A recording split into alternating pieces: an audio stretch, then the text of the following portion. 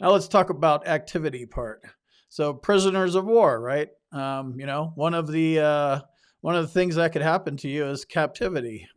It's very difficult to prove in-service connections for conditions that happened if you're a POW. I mean, it's like you're not even here; you're in Vietnam, in whatever the Hanoi Hilton or whatever it was, right? So, 3.309C lists POW specific conditions.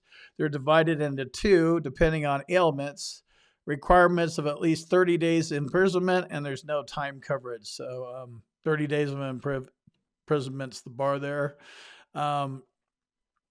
Conditions, prisoners of war are exempted from the 90-day service presumption rule. The disease must manifest to 10% or more within the first year of discharge from duty. And that is a common theme, so I will not read that every single time.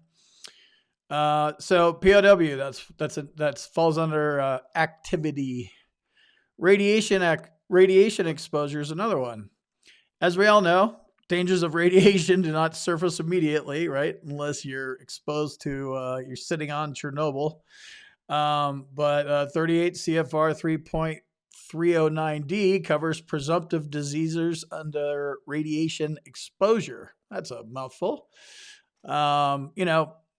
Most significant is the deployment within 10 miles from Nagasaki or Hiroshima in 45 or 46. So lots of different examples for radiation exposure. I understand that. I'm trying to illustrate a point here, so that's why Nagasaki and Hiroshima are in here. And obviously, this has been going on for a long time. Some of these presumptive conditions, POW, radiation exposure, et cetera, et cetera. Another one that falls under this category is mustard gas or lucite exposure. They're both blister agents and lung irritants, and they're used during chemical warfare. They're used a lot during World War I and World War II. And it's just funny. Record keeping during these times is difficult. Like, it was obviously not on a computer.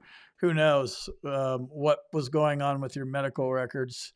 If you have a grandpa that's a World War II veteran or a great grandpa, I'd love to see some of those old records, how they were kept and stuff like that. But, I assume they're just typed out on a typewriter, if those were even invented yet.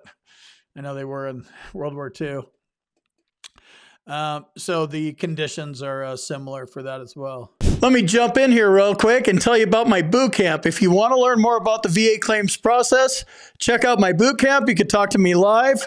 There's a link on the website and in the description, combatcraig.com. And also, if you need medical evidence like a nexus or documenting your symptoms properly, go to our website, combatcraig.com, and it says medteam/nexus letters. Click on that link, fill out the form, boom, you're done.